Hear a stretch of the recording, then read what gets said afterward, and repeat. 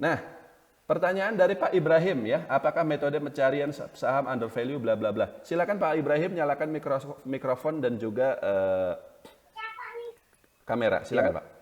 ya, selamat pagi Pak Teguh. Ya, silakan, silakan. Ya, jadi yang mau saya tanyakan kan, saya metode screening sekarang itu kan mostly based on PBV dan PER ya, seperti yang sudah Pak Teguh jelaskan gitu kan. Ya. Nah, saya kan coba pertama kali saya coba coba screeningnya melalui stock screener di online trading sekarang yang sekarang sudah ada semua rata-rata kan ya, di sekuritasnya.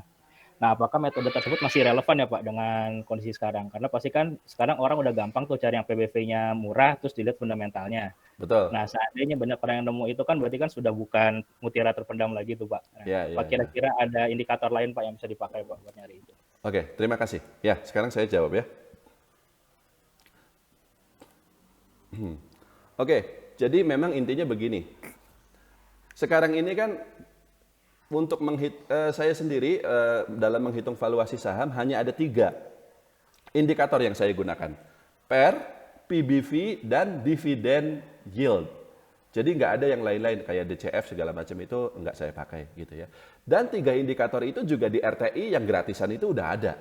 Nggak usah Anda ngitung lagi sebenarnya. Tapi, satu, angka yang di RTI itu kadang nggak benar Pak, nggak tepat angkanya. Ketika Anda ngitung lagi, angkanya bisa berbeda. Dan jangankan kita kalau dibandingkan dengan kita ngitung lagi, sebenarnya pihak ketiga yang menyediakan data-data fundamental seperti itu kan ada banyak. RTI, Reuters, dari sekuritas segala macam. Coba Anda bandingkan angkanya beda semua. Nggak ada yang sama. Nah kalau kayak gitu yang benar yang mana? Jadi itu satu. Jadi pertama, data pihak ketiga itu enggak reliable. Seringkali kita tetap harus menghitung sendiri. Dan bagi kami sebagai profesional, kami tetap menghitung sendiri. Daripada pakai data yang seperti itu. Kedua, valuasi bukan satu-satunya indikator yang orang perhatikan ketika memutuskan membeli sebuah saham.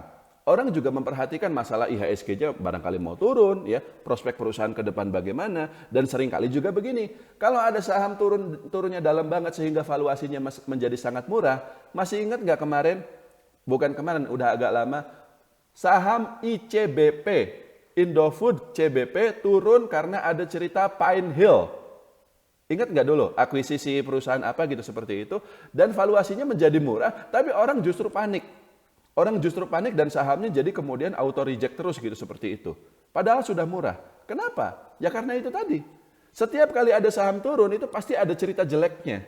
Yang bikin orang kemudian jadi ragu-ragu untuk masuk. Masih ingat ketika BRI kemarin turun sampai 2.400 dan seterusnya dan seterusnya. Dan contoh paling gampang saya kasih lihat ini. Tahu saham Sritek ya Bapak Ibu sekalian? Sebentar.